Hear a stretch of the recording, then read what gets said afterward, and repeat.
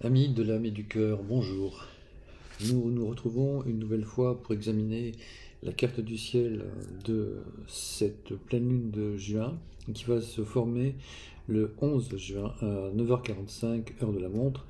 Le thème est monté à Paris. Alors qu'a-t-il de différent par rapport à ceux que nous avons étudiés les fois précédentes? Nous sommes restés pendant plusieurs mois dans un modèle en saut qui parfois se transformait en modèle en bol ou inversement selon que nous étions à la nouvelle ou à la pleine lune. Puis bon, ce bol s'est élargi de plus en plus jusqu'à sortir de l'orbe et cette fois-ci nous avons changé de modèle puisque l'orbe est devenu tellement important que nous sommes maintenant rentrés dans un modèle appelé la locomotive ou le grand angle. Et tout cela est en train de prendre une autre forme. L'autre chose qui change, c'est la planète qui démarrait le bol, où là, c'est donc la locomotive, ce n'est plus Pluton qui dirigeait le bal, mais c'est la Lune. Donc les choses vont être très différentes. L'initiative appartient maintenant à la masse, à la conscience de masse, au peuple, à la nation, et non plus à Pluton qui représente en fait toutes ces forces cachées, les forces de l'inconscient bien sûr, mais plus concrètement celle de la finance qui régit le monde jusqu'à présent. Là, il y a comme un sursaut, un redressement du peuple. Sera-t-il sans lendemain, je ne sais pas, mais en tout cas, cette lune en Sagittaire laisse augurer qu'il y ait ici et là des cris de protestation euh, par rapport à ce qui se passe en ce moment, et il y a du mouvement dans l'air. Et c'est normal, puisque quand on regarde le climat astral de ces derniers mois, on voit bien qu'il y a plein de choses qui ne vont pas du tout. Donc il y a des catastrophes qui sont prévisible et prévu par les experts. Les planètes en chute nous le montrent bien depuis des mois, donc ce n'est pas une situation nouvelle. Nous avons Uranus en taureau qui est en chute, donc il laisse augurer un effondrement au niveau économique, qui est déjà bien là, même s'il est masqué. Nous avons comme autre planète Saturne, qui se trouve en chute dans le bélier, où il peut ne pas pouvoir stopper la guerre, donc cela peut mettre un terme à toutes les négociations de paix qui sont faites ici ou là. Or, il se trouve que Saturne et Uranus sont les deux maîtres du Verseau qui conditionnent l'entrée dans le nouvel ère, le nouvel âge, la nouvelle époque dans laquelle nous sommes rentrés depuis plusieurs années. Même si nous pouvons parler encore de période de transition entre l'ancienne époque des Poissons et la nouvelle du Verseau. Donc tout cela fait un panorama très sombre que beaucoup d'astrologues ont déjà relevé. Donc la question, c'est de savoir ce qu'on peut faire, qu'est-ce qui peut être fait pour corriger cela, puisqu'apparemment il y a un pronostic déterministe très très lourd. En tout cas, du point de vue de l'astrologie de la personnalité qui est la plus couramment utilisée par les astrologues.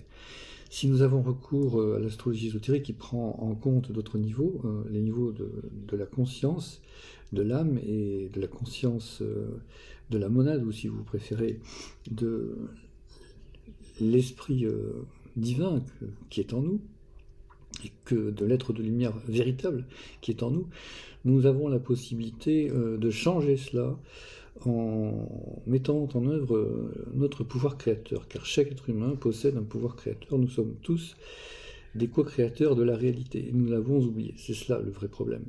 Donc cette époque très sombre peut être le prélude d'un changement véritable et d'un réveil. Pour l'instant, cet éveil n'en est qu'à ses premiers balbutiements. Si c'était le cas, la chose serait intéressante, car elle laisserait augurer un changement réel, un changement véritable dans l'humanité. Le changement en question, nous pouvons le voir dans la direction de l'ascendant en Lion, donc la direction du Soleil, donc vers plus de lumière.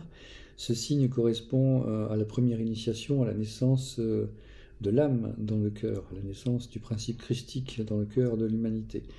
Cette initiation qui est la première dans l'échelle initiatique est le commencement du chemin de l'évolution, du chemin de l'initiation.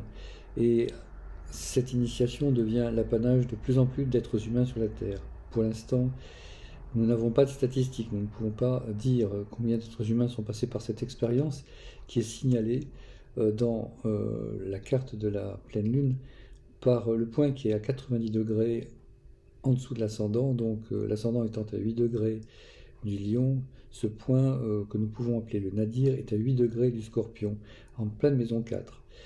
Et étonnamment, nous y trouvons les deux lunes noires, la véritable Lilith et la moyenne, la licorne, qui ne sont pas toujours dans le même signe du zodiaque, mais c'est le cas ici, et non seulement elles sont dans le même signe, mais elles sont également dans le même degré.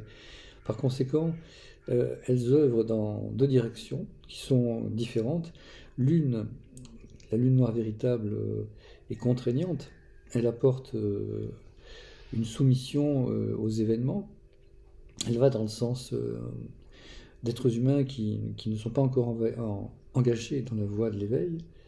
Et l'autre, la lune noire moyenne, la licorne, concerne plutôt ceux qui sont sur cette voie de l'éveil, de l'âme, et qui peuvent transformer dans une grande mesure les événements actuels et même créer d'autres scénarios beaucoup plus positifs.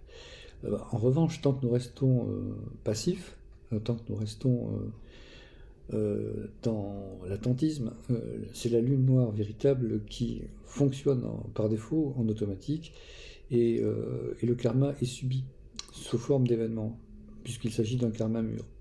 Et là, il n'y a pas grand-chose à faire. La seule possibilité d'échapper à cela consiste à trouver la voie de la verticalité qui est initiée dans le thème par la licorne, par conséquent par l'éveil de la conscience. Il n'y a pas d'autre solution. Comme disait le père de la psychosynthèse, Roberto Assagioli, en bas il n'y a pas de solution et en haut il n'y a pas de problème. Autre élément important de ce thème, les nœuds lunaires, qui sont la colonne vertébrale d'un thème astrologique. Le nœud nord se trouve en Poisson et le nœud sud, donc dans le signe opposé, dans la Vierge, à 23 degrés 05. Le nœud nord constitue la voie du devenir. Il est sous la régence de Jupiter, et le nœud sud, en Vierge, constitue notre passé, notre conditionnement, sous la maîtrise de Mercure.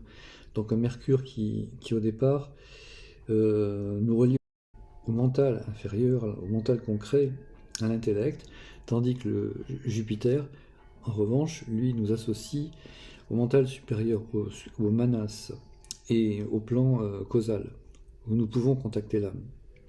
Aujourd'hui, il est évident que nous sommes enfermés dans le nœud sud en Vierge, et il est important de valoriser ce nœud nord, c'est-à-dire développer la conscience de l'âme. Alors il y a un pont qui est à construire entre le mental inférieur de la Vierge, où nous trouvons le nœud sud, et le mental supérieur des Poissons, où nous avons donc le nœud nord. Et il se trouve que Jupiter et Mercure, qui sont les deux planètes qui régissent ce que les astrologues appellent la croix mutable, sont en conjonction dans ce thème, en Cancer. Et cela est intéressant car il y a pour Jupiter une possibilité d'informer, d'imprimer quelque chose de nouveau dans le conditionnement du mental, qui est symbolisé par Mercure un peu plus loin. Cette conjonction s'est produite dans la nuit du 8 au 9 juin, donc le 9 juin, un petit peu après minuit, vers 1h du matin. Donc au niveau de l'aspect, c'est très très récent. Nous enregistrons cette méditation de pleine lune aujourd'hui, 9 juin. Donc c'était dans la nuit que la chose s'est passée. Et pour ceux qui travaillent sur eux-mêmes, il est vraisemblable que plein de choses peuvent émerger, des intuitions, des éléments nouveaux, une nouvelle vision sur le monde, qui pourrait transformer notre vision du monde, justement, qui en a bien besoin d'ailleurs. Ces nœuds sont en carré avec l'opposition qui se forme entre les luminaires à la pleine lune, donc la lune à 20 degrés du Sagittaire et le soleil à 20 degrés des Gémeaux. Et cela forme une configuration qui est appelée une croix cosmique. Alors, cette croix cosmique est intéressante à un double niveau. Elle nous renvoie à la double problématique du karma, qui peut être vécue dans la soumission à travers la lune noire véritable, ou bien dans la transmutation à travers la lune noire moyenne, la licorne.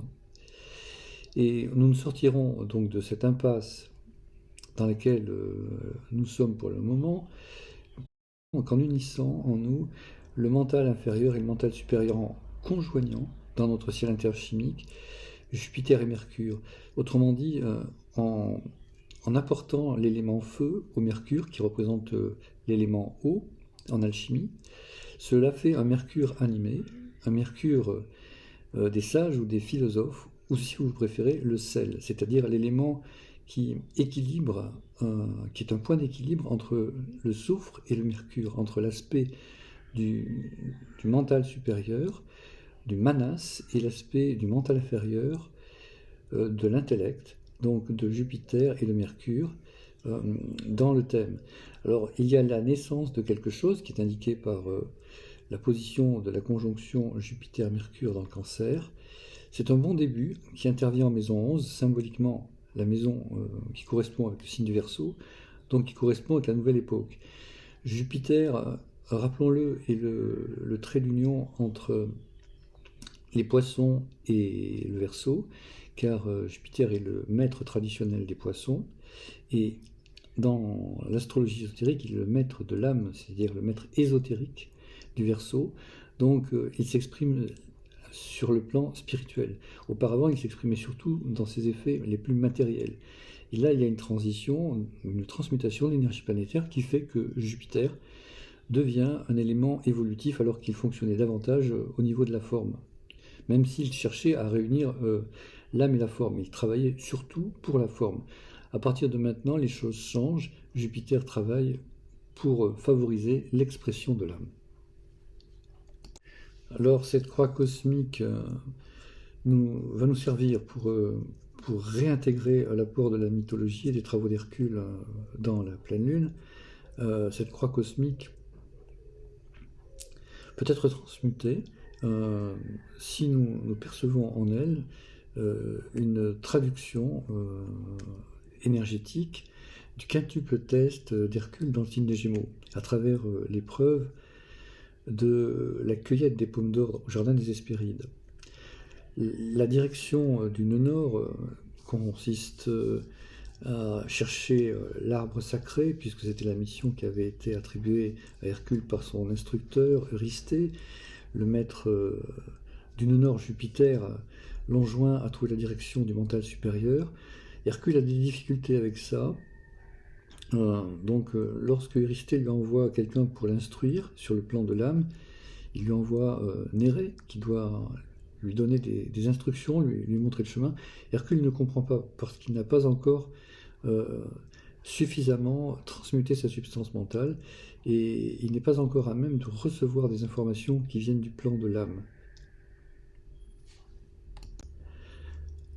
En face, dans le nœud sud, nous trouvons le deuxième aspect de ce quintuple test qui se déroule dans les Gémeaux. C'est l'épisode de la lutte avec Anté, le géant, ou le serpent géant, on ne sait pas trop. Hercule a du mal à le vaincre. Au départ, il est vaincu par lui. Finalement, il comprend que ce monstre, Anté, géant et serpent en même temps, tire sa force de la terre. C'est une créature chtonienne. Et il l'élève dans les airs pour arriver à le vaincre, à vaincre cette créature, à l'affaiblir d'abord, et à la vaincre. Cela rappelle d'ailleurs l'épisode qui se produit un petit peu plus loin dans les travaux d'Hercule, dans l'hydre de Lerne, puisque Hercule, dans le Scorpion, vaincra l'hydre de Lerne en la sortant de l'eau et en l'asphyxiant dans les airs. La différence là, c'est que Anté est sur la terre et il l'élève dans l'air. Donc cela se passe, c'est un travail qui se passe de la terre dans l'air. Alors dans le Scorpion, c'est de l'eau dans l'air. Mais le processus est le même, il faut élever l'élément pour arriver à l'affiner, à le sublimer. Troisième phase de ce quintuple test dans les Gémeaux, par Hercule, la rencontre avec Busiris. Busiris est un petit peu la contrepartie, la contre-image de Nérée. C'est un faux instructeur qui va être bien compris par Hercule, malheureusement. Il ne va pas lui montrer le chemin, il va lui enseigner des éléments qui sont contraires à la vérité. Hercule va tomber sous sa coupe et s'affaiblir du même coup. Busiris ira même jusqu'à ligoter Hercule sur l'autel du sacrifice, où il va passer 1 an. Et pendant cette année, Hercule aura le temps de réfléchir, bien évidemment, et se rappeler les paroles de Nérée qu'il n'avait pas comprises au départ. Et c'est par cette vérité qui va émerger peu à peu en lui qu'il parvient à se libérer de Busiris, et même à placer Busiris à sa place, sur l'autel du sacrifice. Et voilà. Donc de cette façon-là, il franchit un pas, et il peut avancer sur l'étape suivante, qui constitue le 4e test du quintuple test, en tout cas la 4e phase. Là, il reprend le chemin en direction de l'arbre sacré, qui était l'objet de sa quête, avec les pommes d'or du jardin des Hespérides, et il va entendre des cris au bord du chemin. Il s'agit en fait d'un homme qui est en proie à des souffrances effrayantes, dans lequel il reconnaît Prométhée, dont le foie est dévoré tous les jours par des vautours. Hercule délivre Prométhée, il lui prodigue les soins dont il a besoin pour guérir. Et le fait de servir va l'aider à passer cette phase avec succès. Donc il commence à apprendre la leçon du service, à se décentraliser par rapport à l'ego, et de ce fait à s'aligner sur l'âme en servant son frère. Il reprend encore le chemin l'amène à l'étape finale de ce quintuple test. Nous le situons au centre de la croix cosmique. Donc je vous rappelle, le nœud nord était la première étape avec Nérée, le nœud sud, la confrontation avec Anté, le géant ou le serpent, était la 2e étape, constitue la 2e étape. La 3e, lune en Sagittaire, le mettait en contact avec Busiris. La 4e, c'est la rencontre avec Prométhée et sa délivrance. Et la 5e au centre, où nous plaçons la Terre, qui est le régent hiérarchique des Gémeaux, amène Hercule face à Atlas, qui porte le monde. Hercule comprend que Atlas est las, est fatigué, harassé par cette tâche surhumaine, et il s'offre donc de le soulager, et il va apporter notre monde sur ses épaules pendant un temps, que Atlas va mettre à profit pour ramener Hercule les pommes d'or et les 3 belles jeunes filles qui les gardent. Donc ainsi se termine le test d'Hercule dans les Gémeaux. Test qu'il vit avec succès. Alors pour synthétiser tout ce travail de la pleine lune des Gémeaux, nous allons avoir recours au tarot et à la pyramide calendaire. Donc nous avons trois cartes qui constituent la base de cette pyramide, dans laquelle nous avons l'amoureux, puis un peu plus loin au centre, la force et l'ermite. L'amoureux, c'est le choix que nous devons effectuer avec Hercule dans le Sagittaire. Cela correspond à la direction du nœud nord, à la direction de l'évolution. Pour aller dans cette voie, il faut utiliser la force, mais la force de l'âme. La force de l'âme, c'est-à-dire le lion qui est apprivoisé par la dame, qui représente l'âme en nous. Et la méditation et la méthode d'auto-libération qui est proposée par le premier niveau de la pyramide avec l'ermite. L'ermite qui résume en lui-même l'attitude que nous devons avoir face à la vie et face à la mort, l'introspection, la lucidité. Au 2e niveau de cette pyramide, nous trouvons l'étoile et le jugement. L'étoile, c'est Vénus, le jugement, c'est Mercure. Donc 2 planètes qui doivent être mises au service de l'illumination de la personnalité. L'étoile, c'est aussi un espoir qui renaît, c'est la fin de l'œuvre noire, le début de l'œuvre blanche. Le jugement constitue la voie de la révélation et même un peu plus le don de cette révélation, la capacité à comprendre ce qui se passe. Enfin, au sommet de la pyramide, nous trouvons le 5 d'épée, l'arcane mineur qui illustre le travail à réaliser pour parvenir à la réalisation de ce travail dans les Gémeaux. Il signe une lutte qui se situe dans l'élément air des épées et qui peut correspondre à la position de Mars en Verseau. Si nous extrayons la quintessence de la valeur numérique de cette carte qui vaut 37, nous obtenons l'arcane 15. Donc ce qui doit être transformé, c'est l'ego. L'ego, c'est la pierre brute que nous devons travailler jusqu'à la rendre transparente, pure comme un diamant. Et si nous allons jusqu'au bout, en réduisant théosophiquement la valeur de 37, nous allons jusqu'à 10, 3 plus 7 égale 10, nous trouvons la roue de fortune. La roue de fortune qui symbolise tout ce que nous pouvons vivre sur la Terre.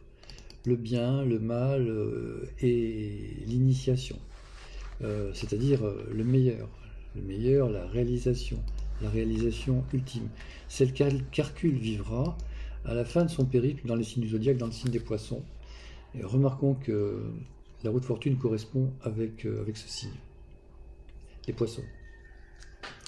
Donc par conséquent, Hercule va vraisemblablement sur un sentier particulier qui est appelé par la tradition le sentier des sauveurs du monde. Mais cela est une autre histoire. Si nous revenons à l'étude des poissons, sur un plan plus élémentaire, il montre en bas la direction du nadir par laquelle il faut passer pour remonter. Auparavant, on descend, on est en involution. La remontée commence lorsque nous avons dépassé, franchi le point le plus bas, donc où est prise la première initiation. Et au plus haut, nous trouvons la sphinge qui donne l'initiation à chaque tour de roue. Donc première, deuxième, troisième, quatrième, cinquième initiation. Mais cela est une autre histoire. Par conséquent, là, nous sommes au début du chemin. Hercule est au début du chemin dans ce travail dans les Gémeaux, qui est un moment important dans l'année. C'est la fête en tout cas pour la hiérarchie spirituelle de la planète, la pleine lune des Gémeaux de juin constitue la fête du Christ et de l'humanité. Elle rapproche le Christ de l'humanité. Et c'est un moment que nous devrions mettre à profit pour nous rapprocher de celui qui est en fait l'exécuteur du karma, et surtout celui qui nous donne la technique d'amour pour accomplir notre devenir sur la Terre. Voilà ce que nous pouvons voir succinctement en étudiant cette carte de la pleine lune, en la rapprochant de l'apport de la mythologie et des travaux d'Hercule, et enfin à la lumière du tarot, qui est un outil qui est extrêmement synthétique, imagé et peut-être plus concret. Voilà, j'espère que cette vidéo vous aura apporté quelques éléments pour apprivoiser les difficultés du temps présent. Aura et labora, prier et travailler dans le dharma et dans l'atma. À très bientôt.